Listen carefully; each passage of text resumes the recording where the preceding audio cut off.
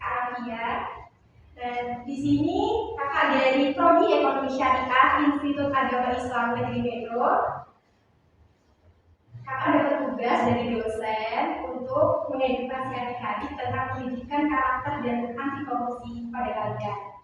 Nah, selanjutnya ini kakak akan menyampaikan materi pendidikan karakter dan anti korupsi. Tolong disimak ya adik-adik.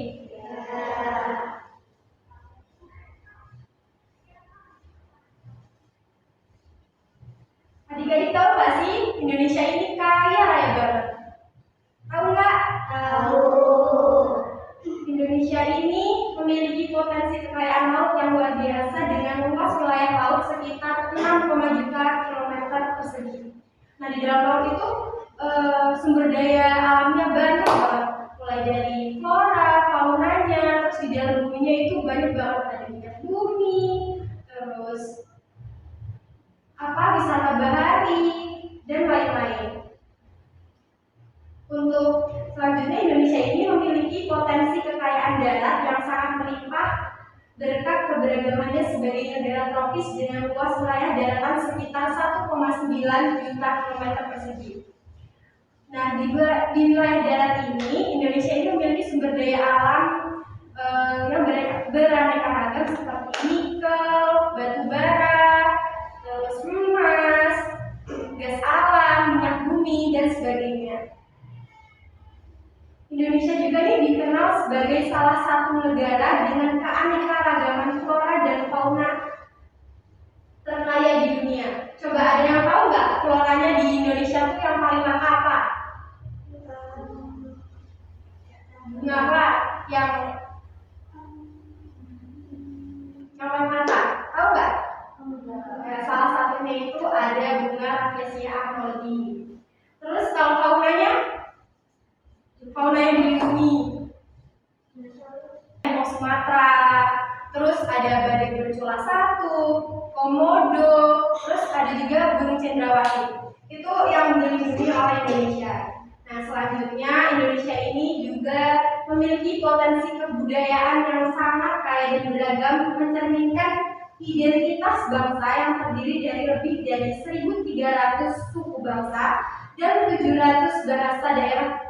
Kekayaan ini terlihat dari berbagai tradisi seni dan warisan budaya, seperti tarian daerah, musik tradisional, serta kain khas. Nah, contohnya kalau di Lampung nih, tarian daerahnya apa nih yang paling kalian tahu? Tari bedana. Apalagi? Tari Sumatera. Iya, benar. Terus selanjutnya itu ada musik tradisional. Terus ada makanan khas juga. Kalau di Lampung, apa makanan khasnya? Seruit, serta kain khas. Kain khas Lampung apa? Tapis. Nah, selanjutnya itu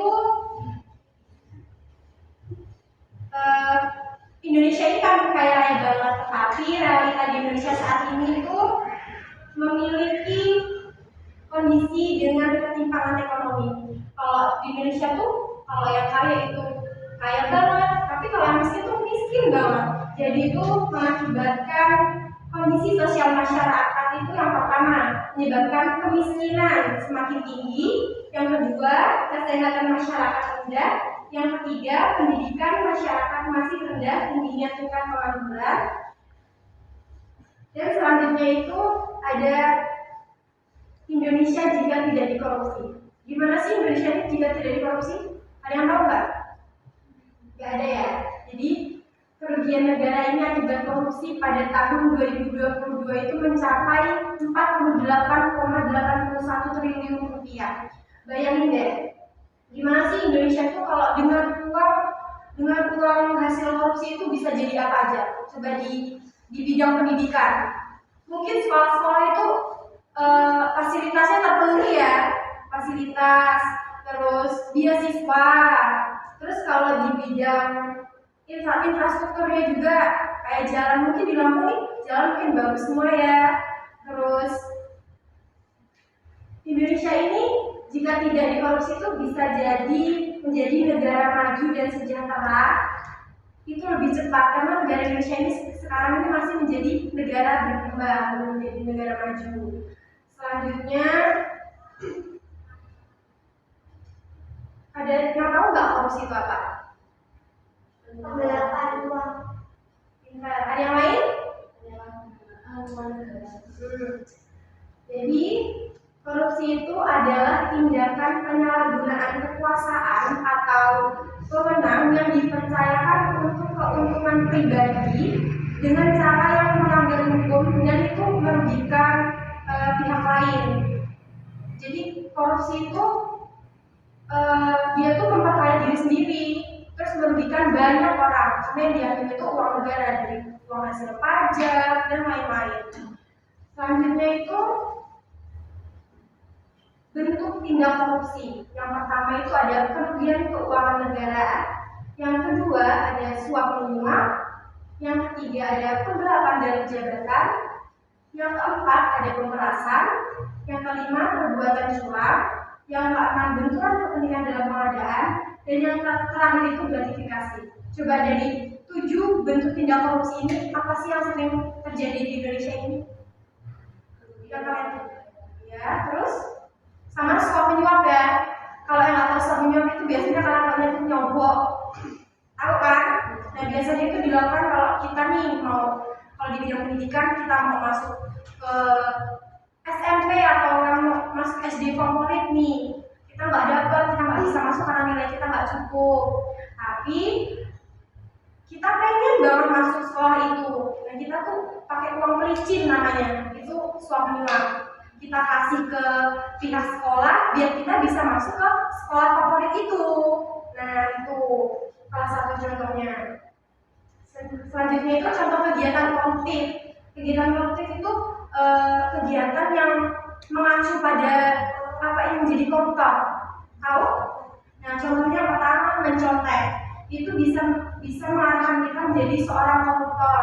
Yang kedua itu ada mencoret-coret meja. Sebentar ya. Ada satu contoh lagi. Kakak ada satu animasi buat kalian tonton. Nanti kita pakai bareng-bareng ya.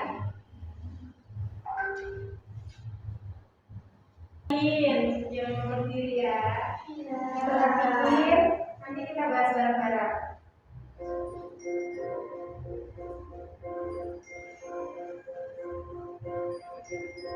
Cik, sebelum pulang kita bayar SPP dulu yuk.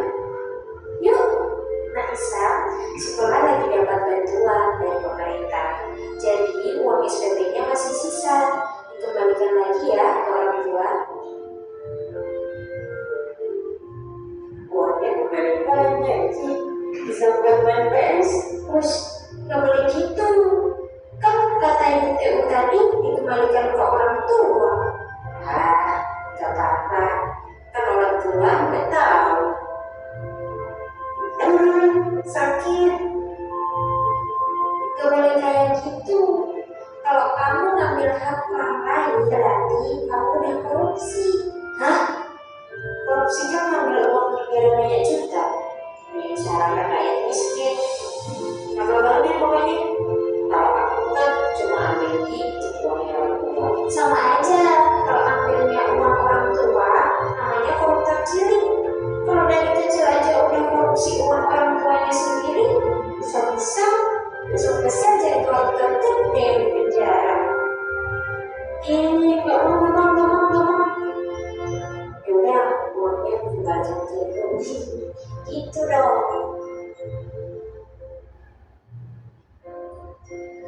Assalamualaikum, bisa pulang.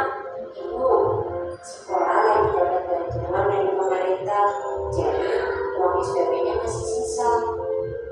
Ini Isa balikin ke ibu. Wah, anak ibu jujur sekali. Nih, ibu kasih sebagian buat Isa karena udah jujur. Wah, makasih. Cik, kita bisa main PS. Cici mau ikut juga.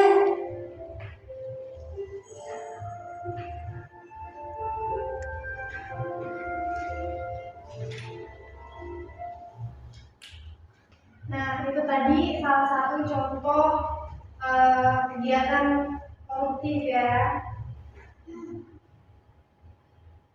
Coba dari video tadi ada nggak yang bisa jelasin? Sebisanya aja. Kalian pahamnya gimana tadi di video? Ada yang bisa nggak? Coba bareng-bareng ya.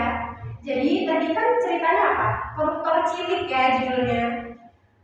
Contohnya itu tuh salah satu contoh kegiatan koruptif.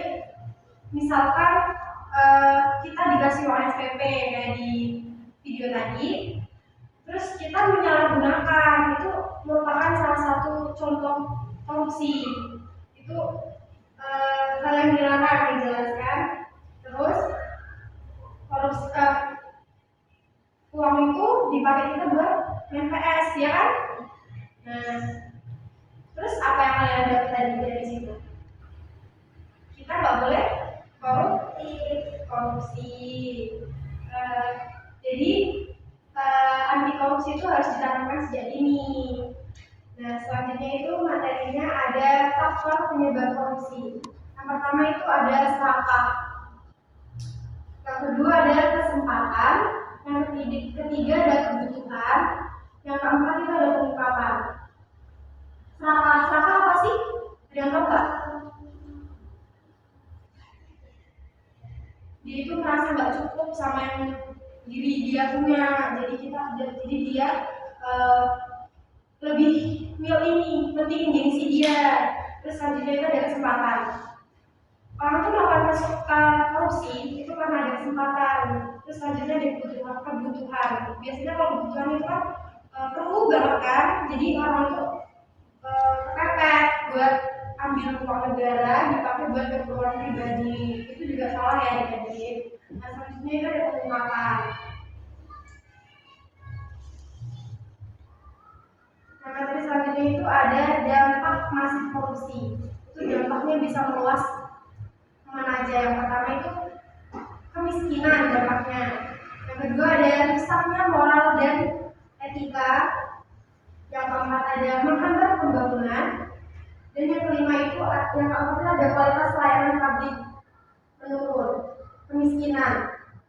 Gimana sih uang negara itu kan dari hasil pajak ya masyarakat. Kalau uangnya dikorupsi, otomatis masyarakat Indonesia itu banyak gak sih yang bakal mengalami kemiskinan? Benar gak? Selanjutnya itu ada rusaknya moral dan etika. Kalau orang melakukan korupsi itu berarti kan moralnya udah gak ada, etikanya itu kan buruk. Jadi dia melakukan hal yang yang tercela. Selanjutnya itu ada menghambat pembangunan.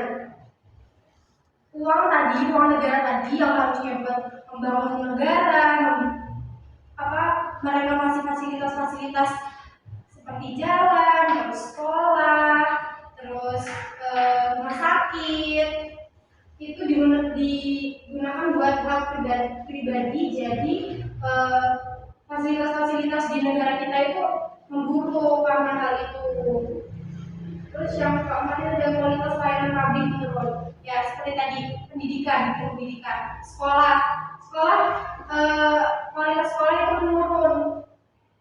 Pendidikannya semakin menurun, kesehatan juga menurun karena uang yang harusnya buat beasiswa, terus buat BPJS, buat berobat gratis masyarakat itu digunakan untuk pribadi. Nah, selanjutnya itu ada integritas. Integritas itu ada 9. Yang pertama itu ada disiplin, jujur, bertanggung jawab, mandiri, kerja keras, sederhana, berani, peduli, dan adil. Nah, ini kakak ini ada cara buat gampang banget buat ngapalin integritas ini.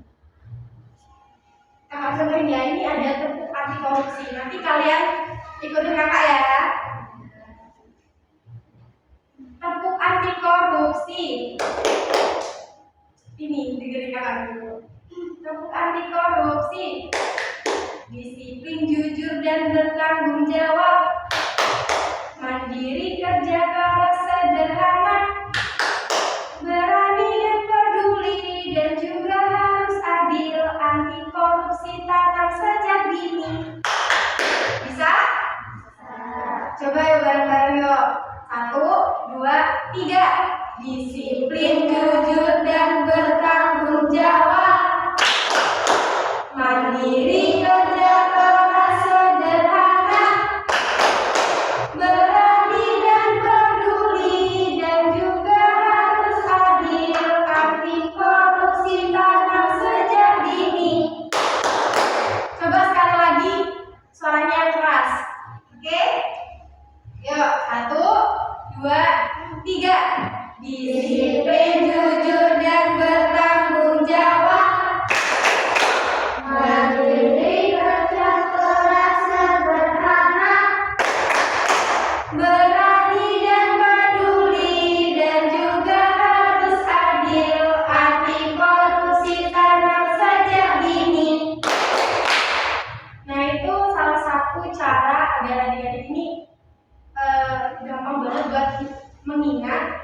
nilai-nilai anti korupsi atau integritas.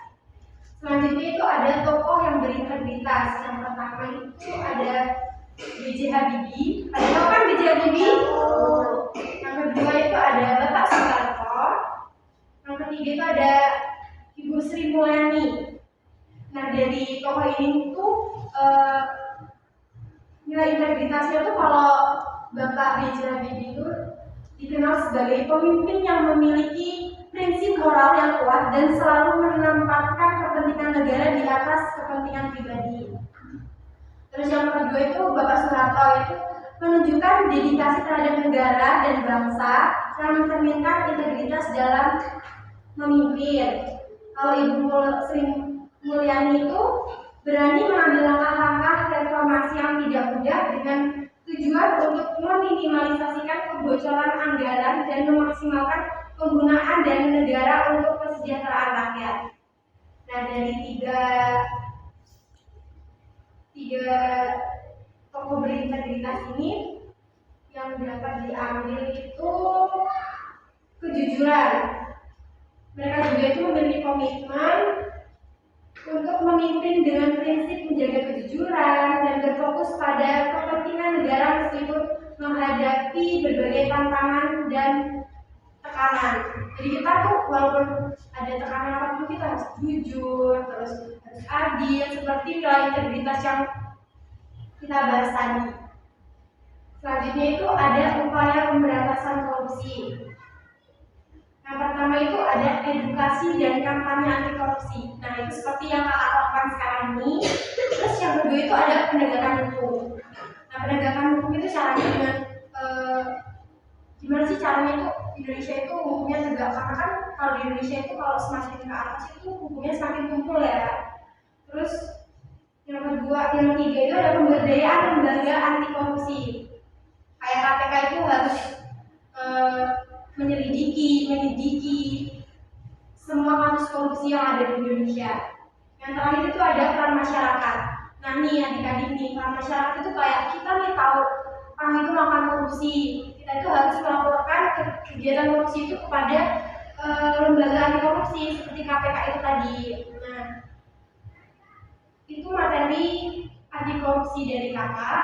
Mungkin dari adik-adik ada yang ingin bertanya? Cukup? Semoga materi dari kakak ini bisa dilakukan, agar adik-adik ini bisa tidak melakukan korupsi seperti ini.